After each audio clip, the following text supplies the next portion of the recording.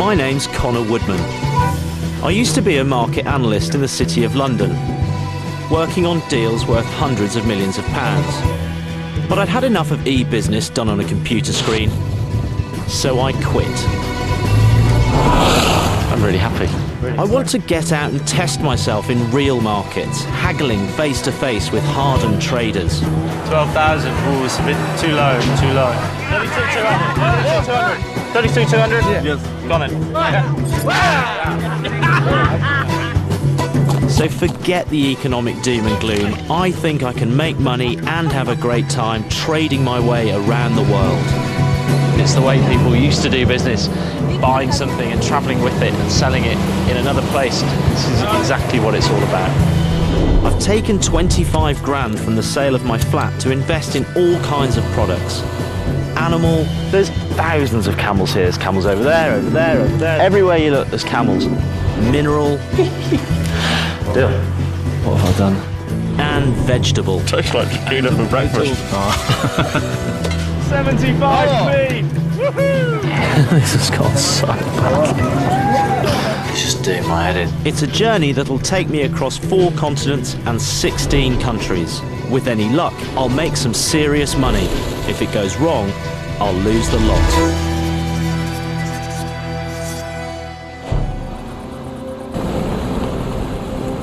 I'm starting my journey in one of the toughest markets in the world, Africa. This is a massive continent. I'll offer him $750 for this, where a vast range of commodities are grown and traded. I'm going to travel from the north to the south, looking for gaps in the market that I can profit from. I would leave you the contact, the chain that I establish. That sounds cool. It's the start of a journey that'll go from Africa to Asia, the Far East, South America, and then home. I have a rough plan, but I've set up very little in advance. I want to be free to follow my instincts from one trade to the next. I'm going to throw myself in at the deep end by trying to trade along one of the world's most ancient trade routes. I'm going to trade camels, and I'm going to do it here, in the Sahara Desert.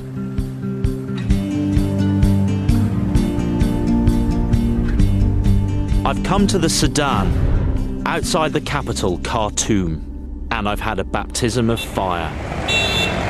Straight away I can tell I'm going to have to adjust to a different way of doing things.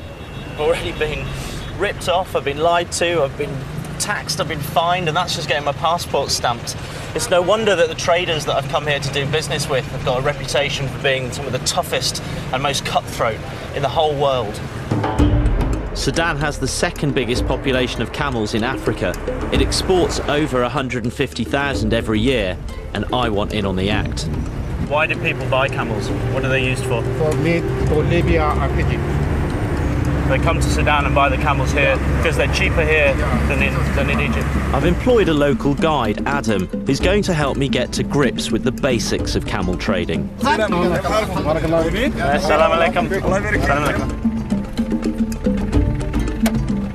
He's taken me to the Khartoum livestock market. The camels here are sold for meat all over North Africa.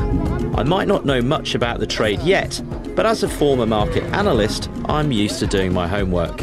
Today, I'm not going to buy camels. I've come for a more important commodity: information. My camel is going to die, please.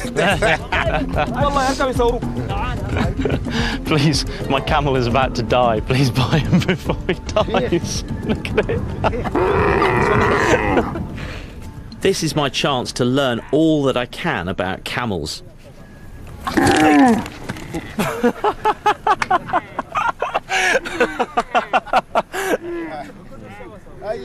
But against my better judgment, I get sucked into a negotiation. Yeah, it costs about $600. $600 for this camel, yeah. Yeah, $600. Yeah. I know, and he says $600, but maybe we can get a better price than $600, I think. This is unnegotiable. Everything's negotiable. Don't be daft. Why was it non-negotiable? No discount. Don't need discount.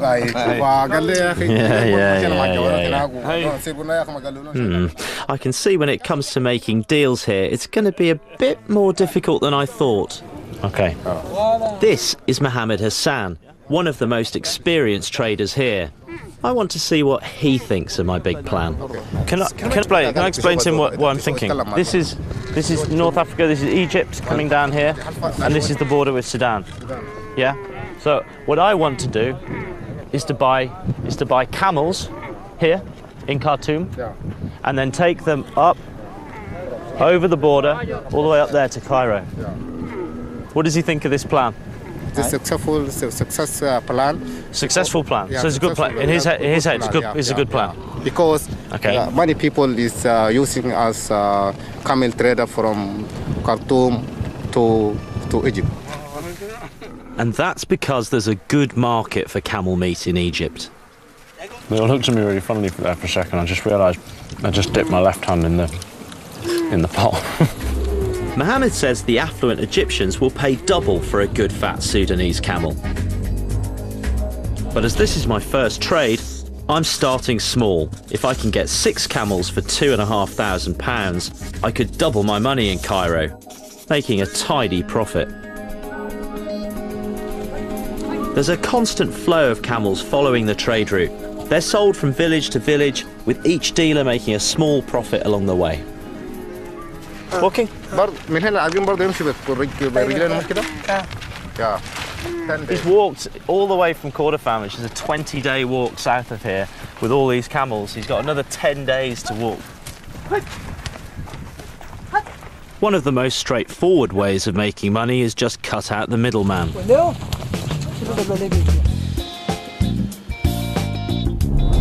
If I buy camels and take them straight to Cairo, I'll keep all the profit that normally gets shared between 5 or 6 dealers along the route.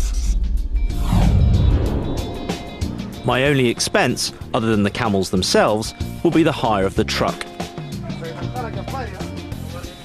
You can carry camels on this truck? Yeah. $300. $300. What if I offer him $200? I've set myself a deadline. I've got until midday tomorrow to buy 6 camels, then the truck will take us to Egypt. And there's a market tomorrow in a place called Dongola. See you in Dongola, mate. So day one, I came here because I wanted to practice negotiating with the toughest traders that I could think of, and I'm convinced I'm in the right place, that the camel traders in the market here are exactly that. So I'm really excited to see how camels actually get traded, and to really go toe to toe with these guys fills me with a bit of dread, but it really fills me with a sense of excitement, and so I'm really looking forward to tomorrow. Tomorrow's going to be a good day.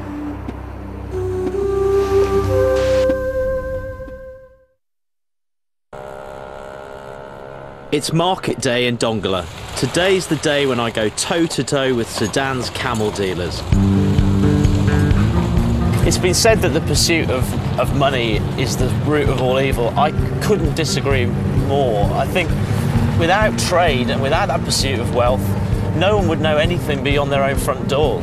Going out and trying to find someone to do business with is the whole reason that people interact. I'm here to buy 6 camels. A local would pay anything from $400 to around $800 for a good one.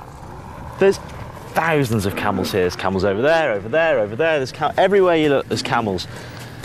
Hopefully, I can find a few of my own.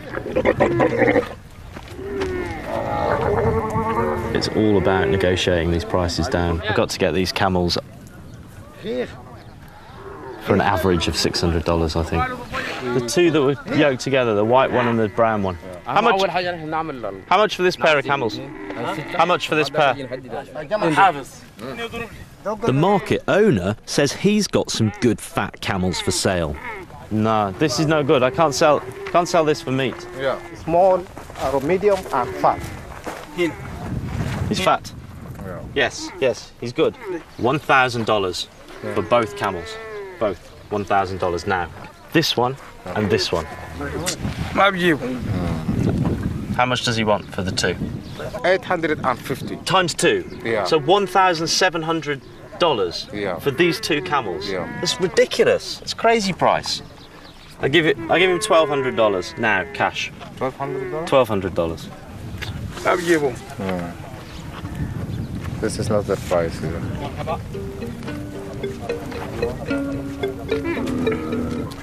I'm confused. He won't even try to negotiate. Well, guys, we're kind of up against it a little bit. But my problems are only beginning. Adam's found out the dealers are unhappy with me muscling in on their trade. He's refused to, according to his word, he said that he refused. Oh, no. Absolutely balls this up. If I don't pay their inflated prices, they won't even talk to me.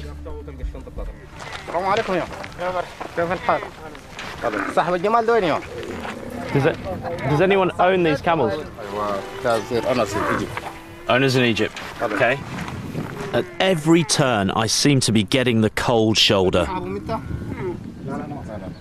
So the question is now, can I make this work at all, buying here?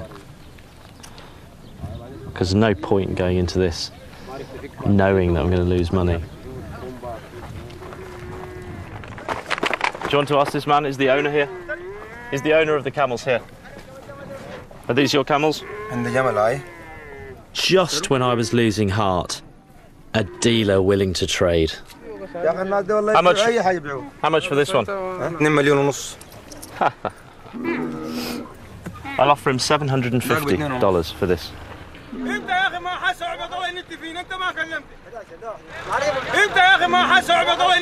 The market owner is fuming. It turns out the man I'm negotiating with is his employee, and he doesn't want us to do a deal. The man is lied to us because he's camel handler just because he's not any authorized to buy it. It wasn't his camels. Didn't have any power to sell that camel. Complete waste of time. First question, are these your camels? First answer, yes. Real answer, no. It's clear I've underestimated camel dealer solidarity. Salam alaikum. Anybody own these camels?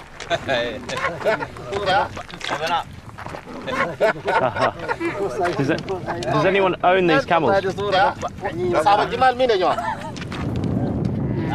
Does anyone own these camels, Adam? No, camel owners. Oh, for fuck's sake, why didn't you tell me that a minute? Oh, Jesus Christ, he's just driving me insane. Driving me absolutely up the wall. Thousands of camels, and it's impossible to buy 6. Just when it can't get any worse, my truck arrives. Time's up. It's pointless trying to continue. I'm sorry, no camels. Come by. Too difficult. I give him $50 and my sincere apologies. I feel completely deflated. This wasn't at all what I'd imagined back in London. I'd hoped to come here and cut out the middlemen, but instead, Sudan's camel dealers have cut me out.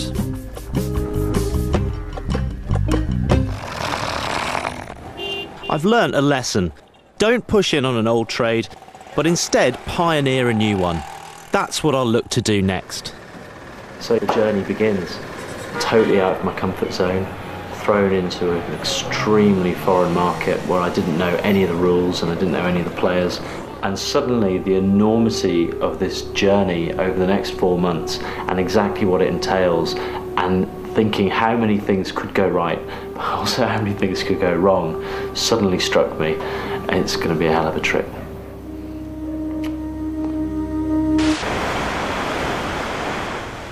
There may be some African markets where a London city boy isn't allowed, but I'm sure there are plenty of places where I can still prove my worth. 2, 1, go!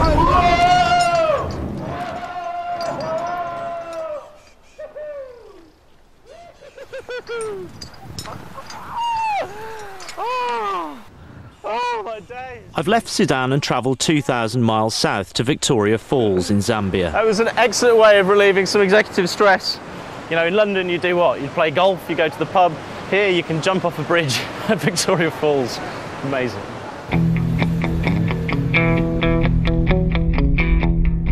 Zambia is a former British colony in the heart of southern Africa. Certainly am.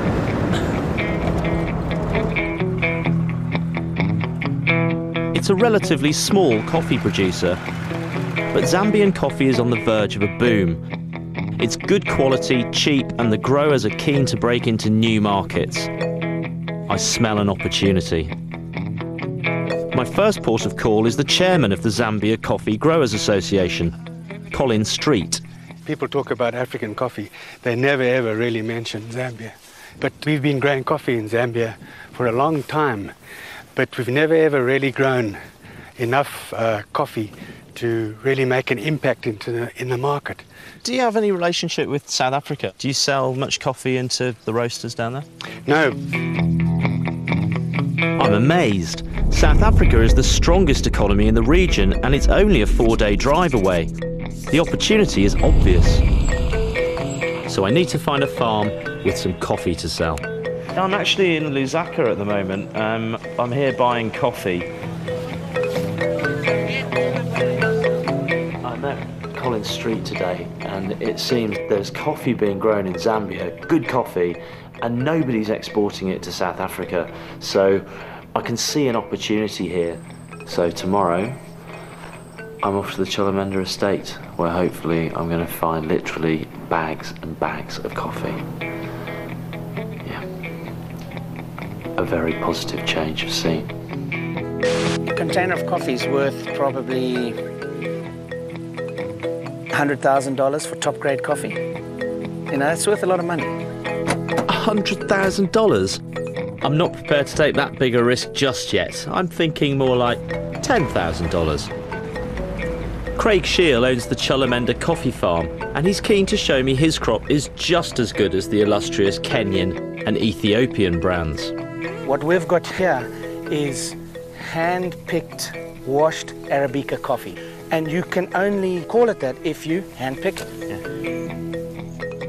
Craig wants me to understand the entire process of producing coffee. Craig's got a whole factory full of new toys that he's very keen to show me. Something I learnt in Sudan is that I should humour the people who could give me a good deal. It's good quality coffee because it's fairly dense. I need to find out how much this could sell for in South Africa. Fortunately, I have a contact in London. Yeah, it's an AA/AB. The Cholamenda estate. $657. That's excellent news. That's excellent news. Yes, yes. Interesting.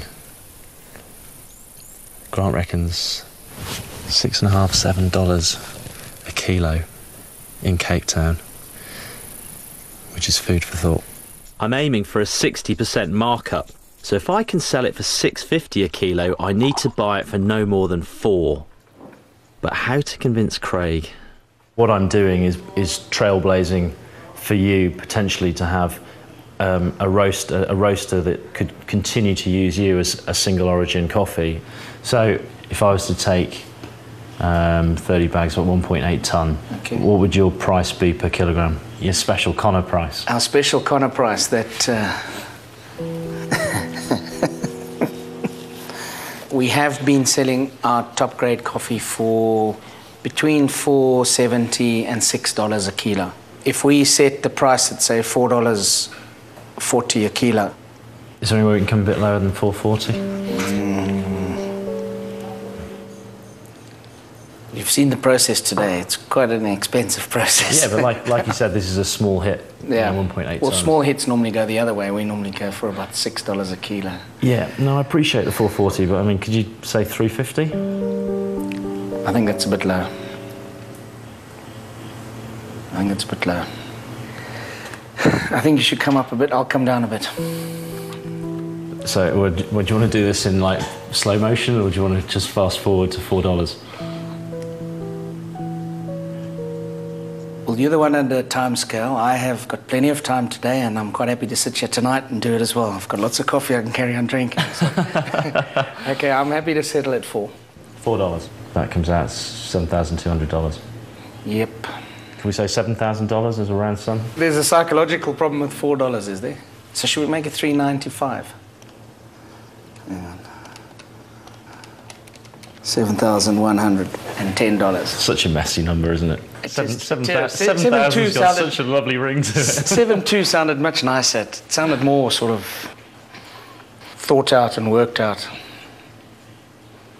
Okay, I'm happy with that. Okay. I'm happy with that.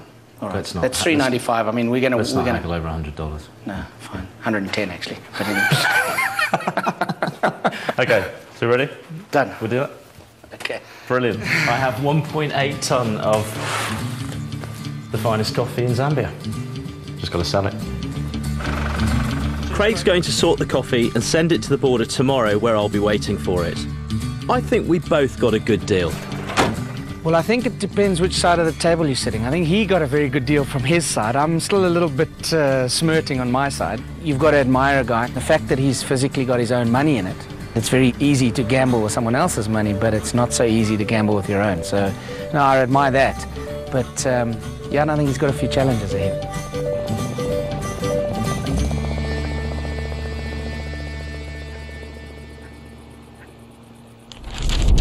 I've bought the coffee for £3,600 and done a great deal with a driver who'll take it to Cape Town for £200. If everything goes well, I'll be able to sell the coffee for £6,000 and bank my first £2,200 profit.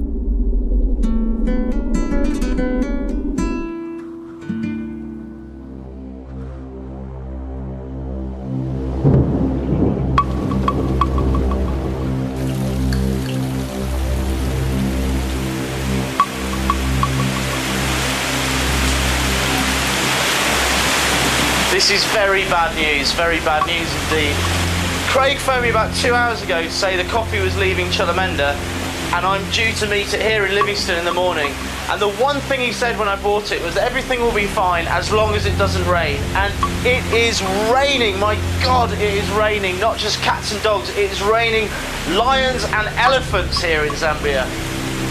If the coffee gets wet, I've lost more than £3,500.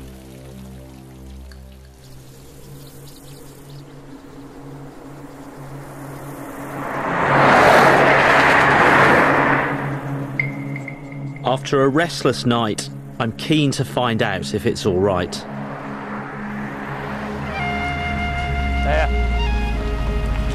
Hey, how you doing? Hi there.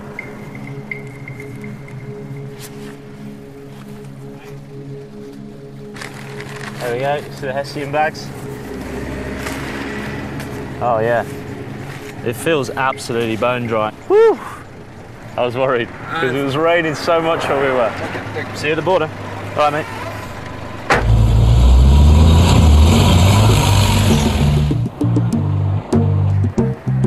The first hurdle is the Zambezi River Port. This is the border crossing between Zambia here and Botswana, which is literally a stone throw over the river over there. This is exactly what it's all about.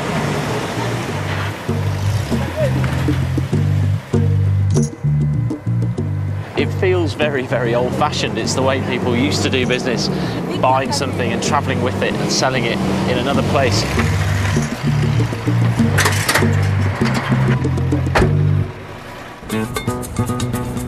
I have a 4-day road trip ahead of me through Botswana, South Africa, and to our final destination, Cape Town, nearly 2,000 miles later.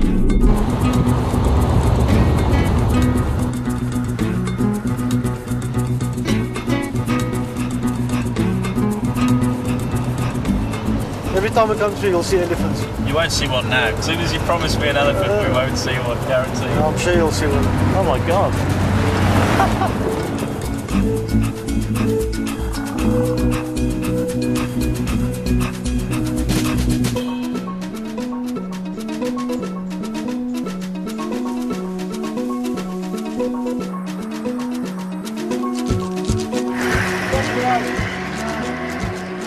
I can't think of anywhere in the world that you'd leave 7 grand's worth of anything just in a car park. So I'm going to sleep here with the coffee. Tomorrow, we'll head deep into the bush.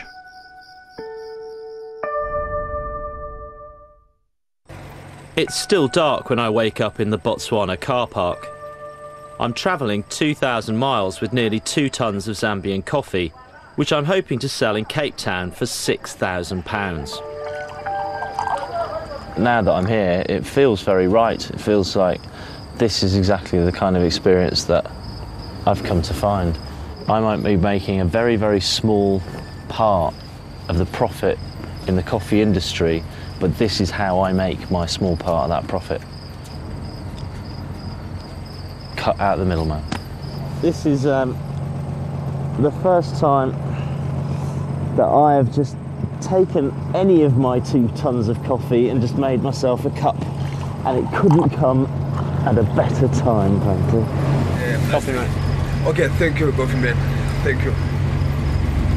Just what you needed. Yeah, it's very good, it's very strong, it's very nice. That's a cracking cup of coffee. I've backed this trading trip round the world with £25,000 of my own money. Right now, my old life seems a long way away.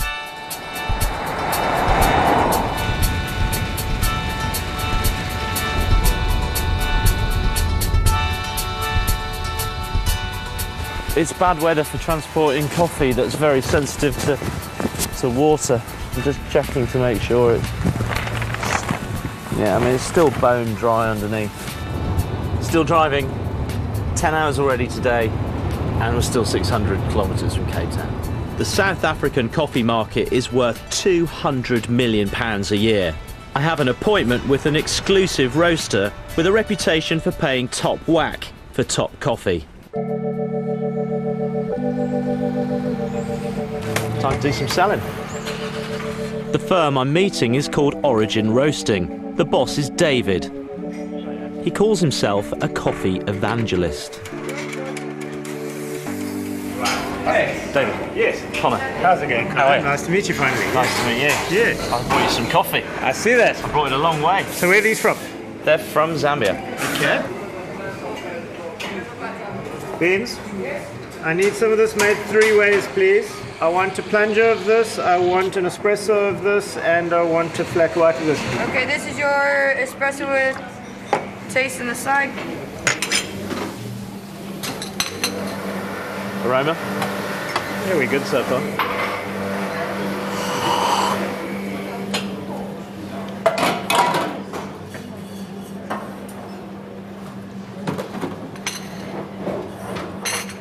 I think we got to get Joel down here, Beans. Okay. The cafe may be David's church, but upstairs is his roasting vestry, complete with a bishop, Joel, the nose of Origin. He's sampling the coffee I paid $3.95 for. And how much is the coffee? We're talking about $6.50 a kilogram. $6.50 a kilo landed in Cape Town. It's relatively high, actually. Interestingly, relative to other coffees. I mean, Zambia being, kind of the second-tier producer in Africa, that's a relatively aggressive price for the product. So we need to get our hands on a couple of bags of coffee and do an evaluation. I can have it here in an hour. Great. Done. Well, yeah. Willem's going to be busy for the day.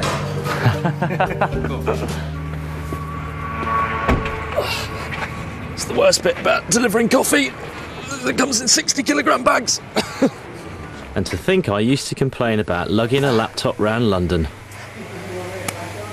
Stay? No. Hopefully they'll like it. For the next 24 hours, the coffee master will give my beans a rigorous examination, looking for flaws in consistency, freshness and taste.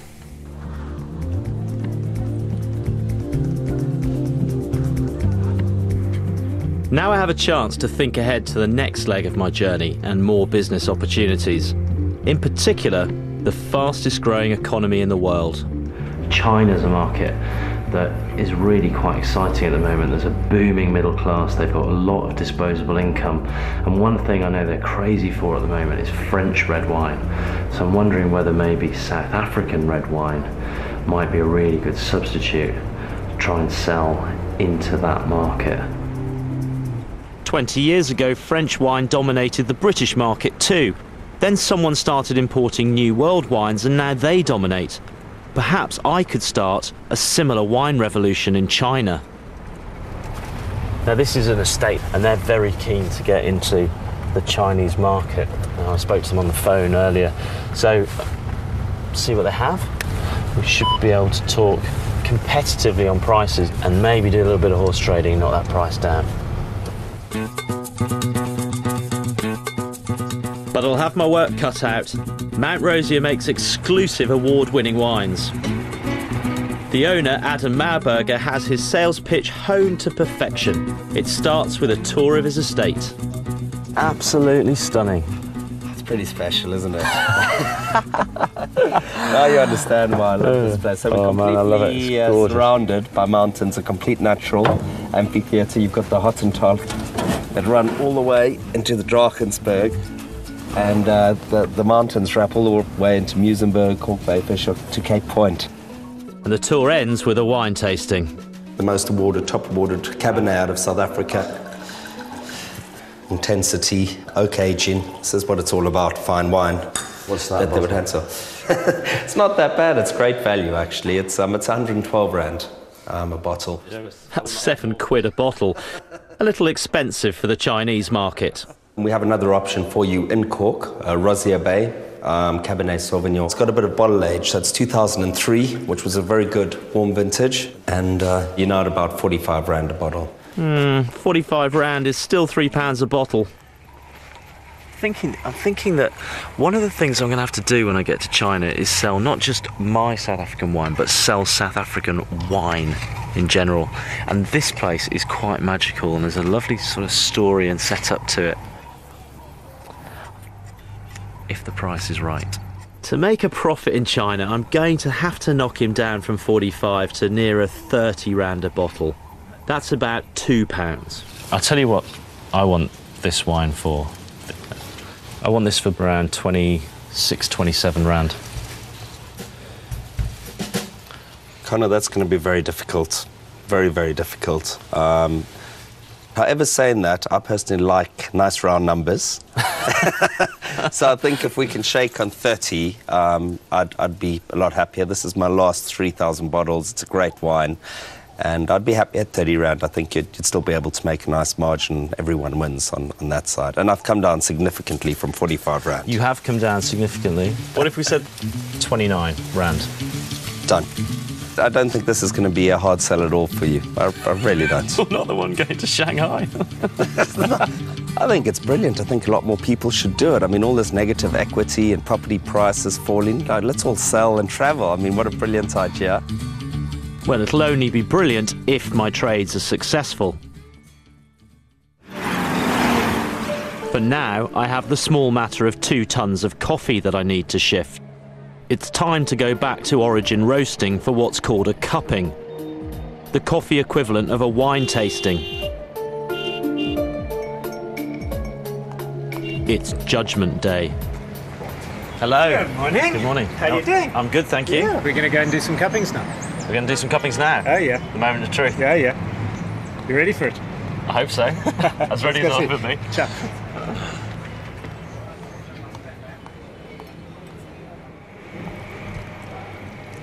So we've got exactly the same amount of coffee in every cup. Yeah.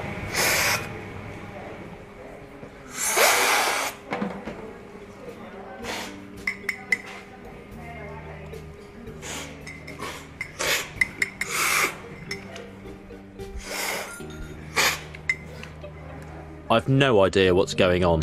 I thought we were going to sit down to a nice cup of coffee, not go through an exam. So we'll score how bad the defect is and how many defect cups we had.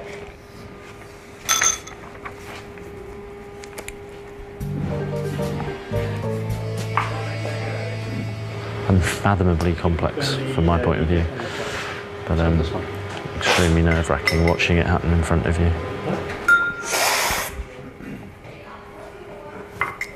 I'm picking up milk chocolate, but I'm picking up sour milk at the same time. Each slurp seems to yield a different flavour for these blokes.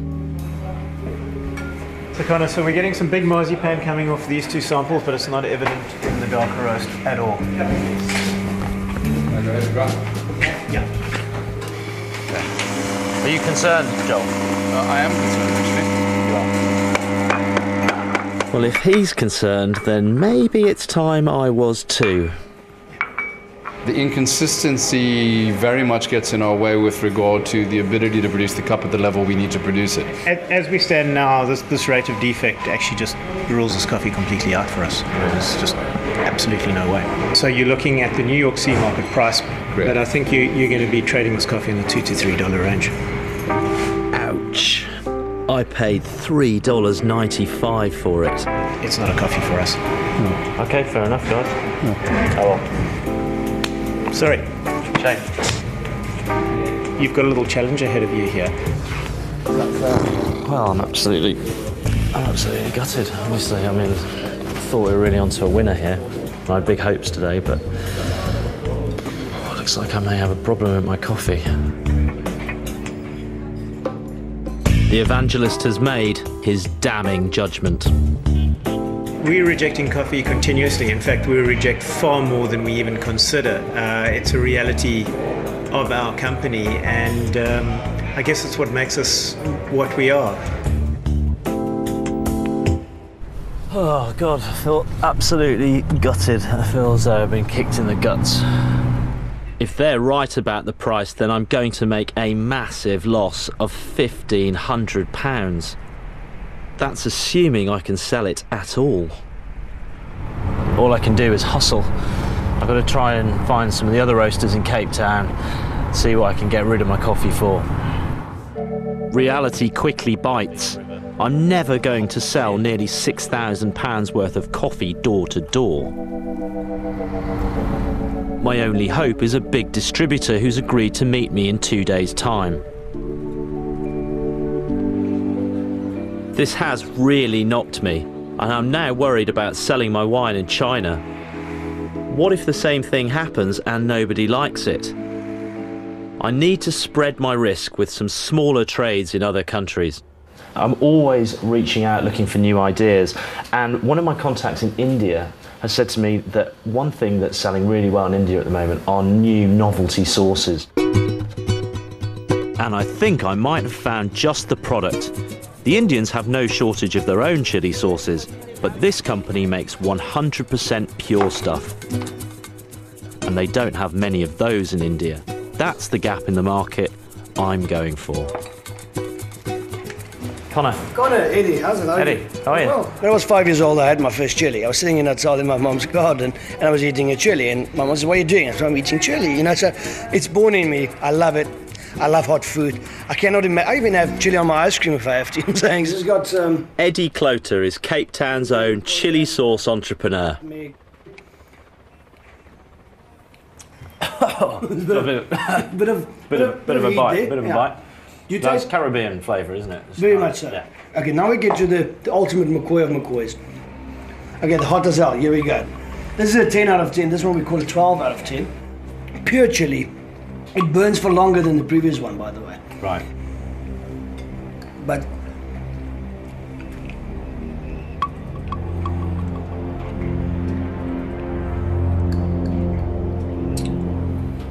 Tastes sweet first. Sweet, yeah.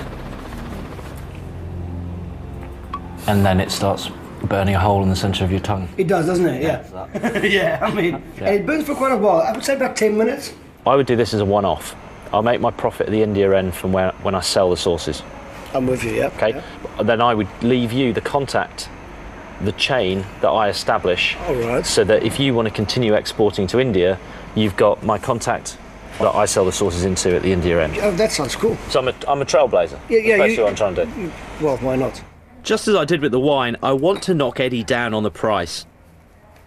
Well, volume-wise, how much you can take? I could take 3,000. I could take as much as 4,000 bottles total. So I could take bottles, does 1,000 of each, yeah? Yeah, take 1,000 of each. If I can get a $1.20, something like that, I don't know if that's fair.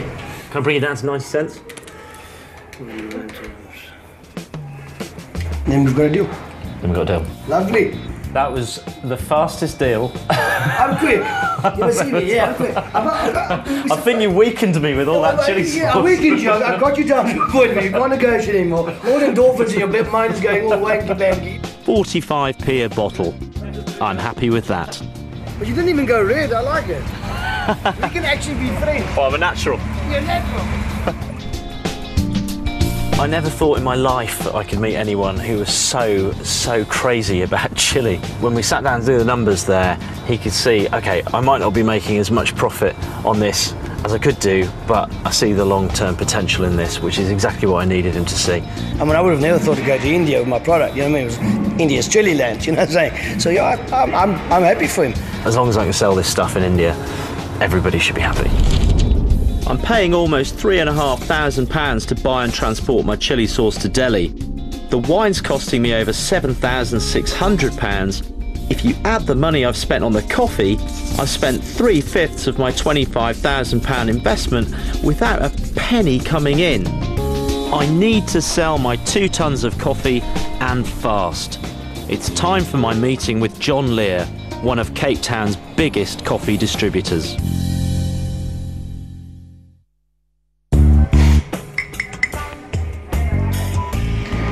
Absolutely no way. I have 2 tons of rejected coffee to sell.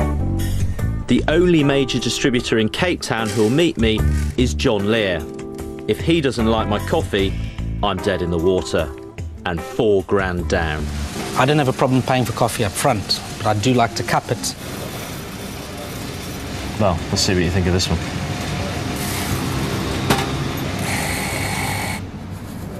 $90 grams of coffee. Smells good. What's encouraging here is that John's way of cupping is make a cup of coffee the way you want to drink it, and if it tastes nice, then it's good coffee. There's none of this bloody waving spoons in and out of it and cracking crusts and filling in forms and all that kind of nonsense. The big moment's arrived. How do you always test it? Black, or do you start off black? Start off black. Then depending how you like to drink coffee, everybody tests coffee black. And then I drink it with milk and 1 spoon of sugar, and that's how it'll end up. Right.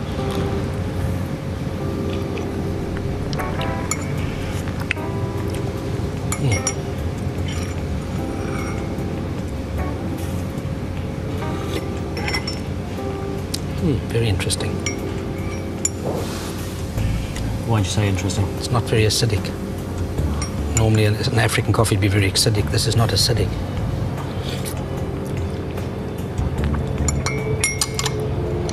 Nice. It's a good coffee. Well, I haven't bought you a pile of crap, have I? No, it isn't a pile of crap. On a scale of 1 to 10, yeah, I'd say it's at number 7. And just in case he's wrong, John invites his mates to give a second opinion. It's really good. That's a relief to me. You get it. Good coffee. No complaints. It is nice. Talk turkey. I'll gobble, you talk. I assume he means it's time to agree on a price. I don't have a problem paying a few rand over the going price if the quality is right. Okay.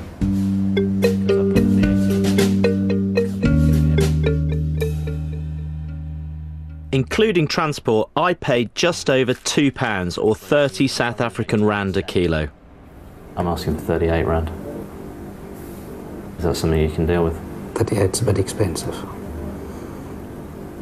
If you want me to take 2 bags, yes. But if you want me to take the whole lot, it has to be at a better price. What sort of price are we talking about? I'm prepared to pay 10% more, we're talking 35. Well, 36 if we round it up. Round it down, because then I'm going to take the whole lot. 36 and I'll give it all to you. I'll tell you what, let's split the difference and call it 35.50. 35.50 and you take the whole lot. Fine, deal. Deal done.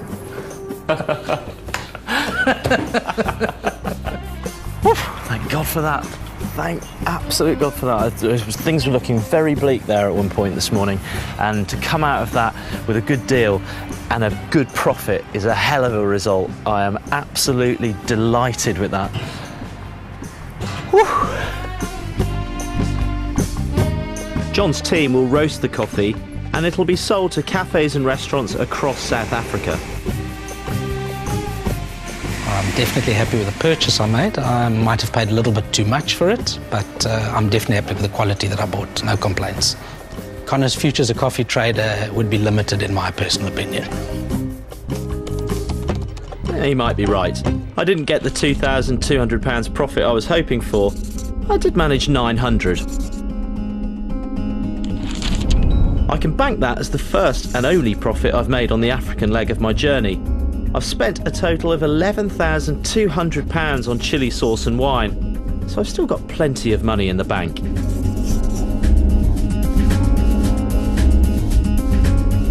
Next time, I'm going to try to boost my sales and my profits by trading across Asia.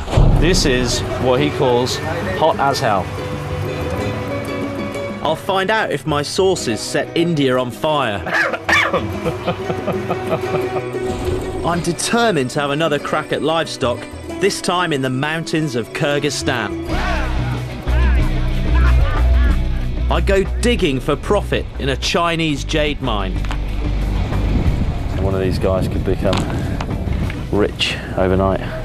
And I'll be in Shanghai, where I'll try to introduce South African wine. I don't like this one. It's from South Africa. I don't think they have the culture to make wine.